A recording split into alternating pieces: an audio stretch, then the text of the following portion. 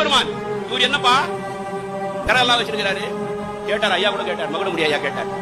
இந்த தமிழை கொடுத்தவன், இந்த தமிழ் வளருமே தவிர தமிழ் தேயாது. இப்பேற்பட்ட சிவபெருமானை காட்டினார்கள். இவர் என்னப்பா சொல்றாரு? நமச்சிவாய வாழ்க, நாதன் தாழ் வாழ்க, இமை பொழுதும் என் நெஞ்சில் நீங்காதான் தாழ் வாழ்க, ஆகமமாகி நின்றண்டிப்பான் தாழ் வாழ்க, ஏகன் அநேகன் இறைவனடி வாழ்க. என்னப்பா விளக்கம் கேட்டான் சுல்தான் முகமது புகாதிர். சொன்னாரு, ஏகன் என்றால் இறைவன் ஒருவன். அப்படியா? குரான் கூட அதான் சொல்லுது. அல்லாஹ் ஒருத்தன் தான் குரான் சொல்லுது. சரியா சொல்றாரு? வேற என்ன சொன்னார்? ஏகன் இறைவன் ஒருவனாய் இருக்கிறார், அநேகன் அவன் எல்லா உயிர்களிலும் இருக்கிறான் என்று சொன்னார்கள். அப்படியா? இதை சொன்னவர் யார்? மாணிக்க வாசகர். எதுல சொன்னார்? திருவாசகத்துல. வேற என்ன சொல்லியிருக்கிறார்? அடங்கியவர்களுக்கு அப்பா போற்றி, இத்தி தண்ணின் கீழ் இரு மூவருக்கு அத்திக்கருடைய அரசே போற்றி, தென்னாடுடைய சிவனே போற்றி, எந்நாட்டவருக்கும் இறைவா போற்றினார்.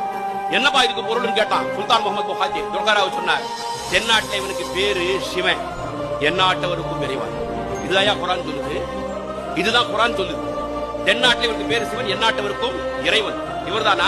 கற்றா கோயில் அபுதாபி மண்ணு.